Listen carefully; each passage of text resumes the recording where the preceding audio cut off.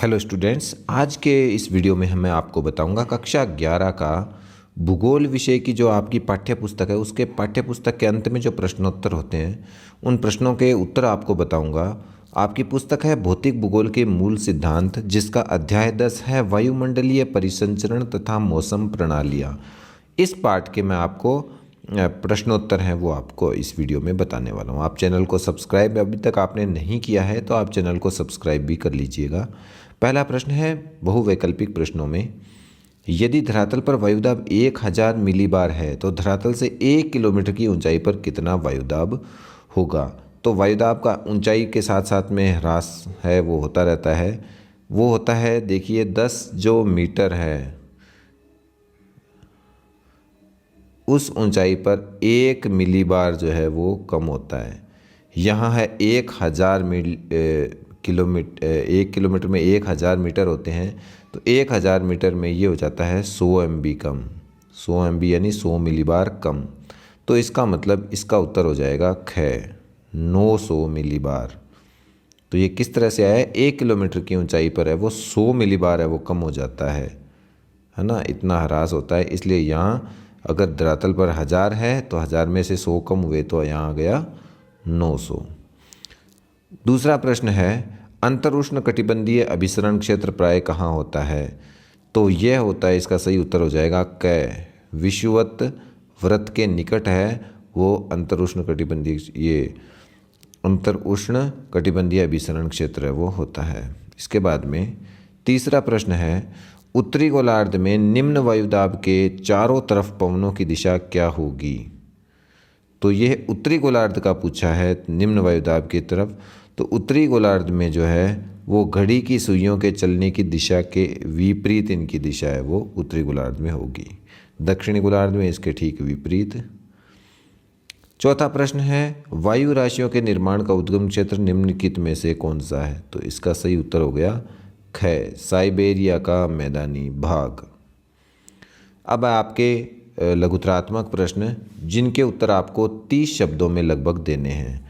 पहला प्रश्न है, वायुदाब मापने की इकाई क्या है। तो आपको पता ही है वायुदाब मापने की इकाई है वो मिलीबार है। मौसम मानचित्र बनाते समय किसी स्थान के वायुदाब को समुद्र तल तक क्यों घटाया जाता है। अब इसका उत्तर देखते हैं। वायुदाब मापने की इकाई मिलीबार है, यानी जिसको हम MB से कहते हैं। व्यापक रूप से प्रयोग ली जाने वाली इकाई किलो पास्कल है, जिसे HPA भी लिखा जाता है। वायुदाब पर ऊंचाई के प्रभाव को दूर करने और तुलनात्मक बनाने के लिए वायुदाब मापने के बाद इसे समुद्र तल के स्तर पर घटा लिया जाता है और समुद्र तल पर वायुदाब मौसम वितरण मानचित्र, वायुदाब वितरण है वो मौसम मानचित्रों में दिखाया जाता है। समुद्र तल पर जो वायुदाब का वितरण होता है वो जितने भी मौसम मानचित्र हैं उनमें समुद्र तल के इस मौसम मानचित्र में इस समुद्र तल का जो वायुदाब है उसको दिखाया जाता है।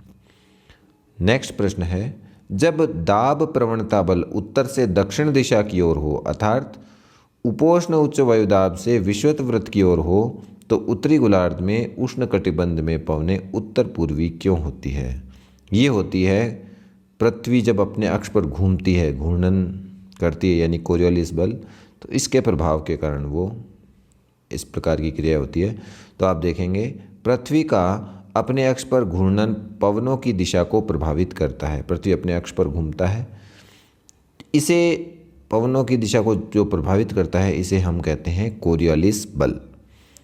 इस कोरियोलिस बल के प्रभाव से पवनें उत्तरी गोलार्ध में अपनी मूल दिशा से दाहिने तरफ मुड़ जाती है और दक्षिणी गोलार्ध में बाईं तरफ विक्षेपित हो जाती है।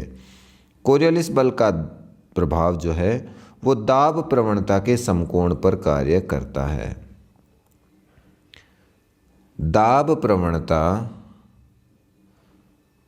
प्रवणता बल समदाब रेखाओं के समकोण पर होता है। दाब प्रवणता जितनी अधिक होगी पवनों का वेग उतना ही अधिक होगा और पवनों की दिशा उनकी उतनी ही अधिक विक्षेपित यानी मुड़ जाएगी वहाँ से।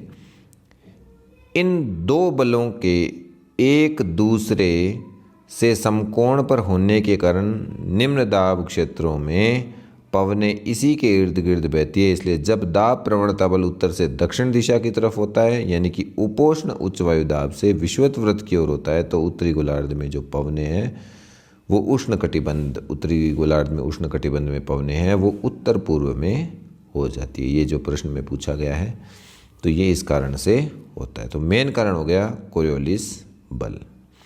अगला प्रश्न है भूविक्षेपी पवनें क्या है। तो पवनों का वेग, उनकी दिशा पवनों को उत्पन्न करने वाले बलों का परिणाम है। पृथ्वी की सतह से 2 से 3 किलोमीटर की ऊंचाई पर ऊपरी वायुमंडल में पवनें धरातलीय घर्षण के प्रभाव से मुक्त होती है और दाब प्रवणता तथा कोरियोलिस बल से नियंत्रित होती है। जब समदाब रेखाएं सीधी हो और घर्षण का प्रभाव न हो तो दाब प्रवणता बल कोरियोलिस बल से संतुलित हो जाता है और फलस्वरूप पवनें समदाब रेखाओं के समानांतर बहती है। ये पवनें भूविक्षेपी पवनों के नाम से जानी जाती है, तो इसे कहते हैं भूविक्षेपी पवनें। इसके बाद में स्थल समीर और समुद्र समीर, इन दोनों का वर्णन करना है। इसका चित्र भी आपकी पाठ्य पुस्तक में दिया हुआ, उसको भी आप चित्र को भी बना सकते हैं साथ में। स्थल समीर है वो समुद्र स्थल भाग से समुद्र की ओर चलती है और ये प्राय रात में चलती है, और समुद्र समीर जो है वो समुद्री भाग से स्थल की ओर चलती है। तो ये जहाँ से चलती है उसी के नाम पर ये है, इनका नाम रखा गया है। यानी पहला जो स्थल समीर है वो स्थल से रवाना होती है, स्थल से शुरू होती है, स्थल से चलती है, और समुद्र समीर है वो समुद्र से चलती है। तो इस तरह से आप इसको याद कर सकते हैं। यह प्राय दिन में चलती है, कौन सी, स्थल समीर जो है और समुद्र समीर, इन दोनों में समुद्र समीर जो है वो दिन में चलती है, स्थल समीर है वो रात को चलती है।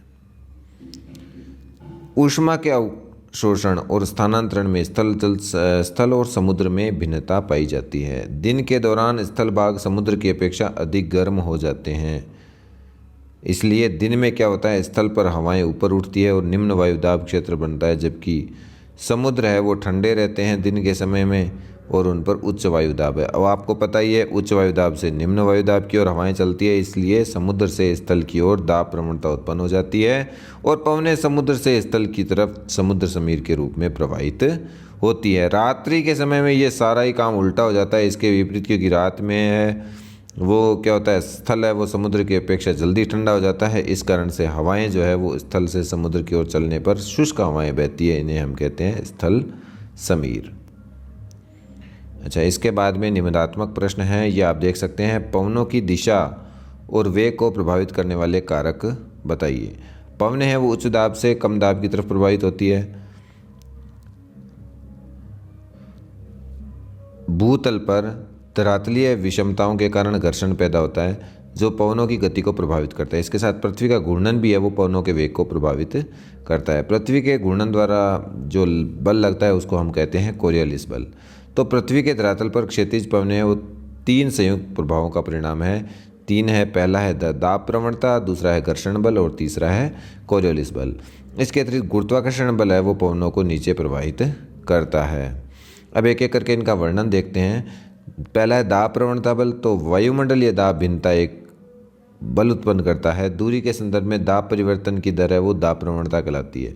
जहाँ समदाब रेखाएं पास पास होती है दाब प्रवणता अधिक होती है, समदाब रेखाओं के दूर दूर होने पर दाब प्रवणता कम हो जाती है। दूसरा है घर्षण बल। यह पवनों की गति को प्रभावित करता है। धरातल पर घर्षण है वो सर्वाधिक होता है और इसका प्रभाव जो है वो धरातल से 1 से 3 किलोमीटर की ऊंचाई तक होता है। समुद्र सतह पर ये घर्षण है एकदम कम हो जाता है, न्यूनतम हो जाता है। इसके बाद में है कोरियोलिस बल।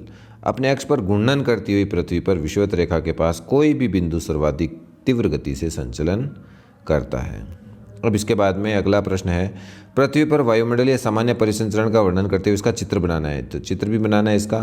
30 डिग्री उत्तरी और दक्षिणी अक्षांशों पर उपोष्ण कटिबंधीय उच्च वायुदाब के संभव कारण भी बताने हैं। तो इसमें सबसे पहले चित्र जो आपकी पाठ्य पुस्तक में आप ऐसा चित्र जो है वो देख लीजिएगा। इस तरह का चित्र आपको बनाना है। वायुमंडल का सामान्य परिसंचरण का ये चित्र है, ठीक है। इस चित्र को आप अच्छी तरह से याद भी कर लीजिएगा। अच्छा, इसके बाद में इसका उत्तर जो है वो आपको लिखना है कि वायुमंडलीय परिसंचरण महासागरीय जल को गतिमान करता है और पृथ्वी की जलवायु को प्रभावित करता है। आप देख सकते हो, इसका आप स्क्रीनशॉट भी ले सकते हो। उत्तर का काफ़ी बड़ा उत्तर है, बोलने में ये काफ़ी बड़ा हो जाएगा। अच्छा, इसके अलावा ये उत्तर भी आप देख सकते हो, दूसरा भाग इसका।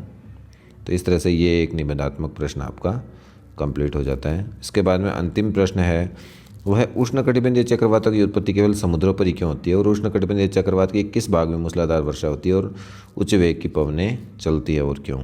तो इसका उत्तर भी आप देख लीजिएगा इस तरह से,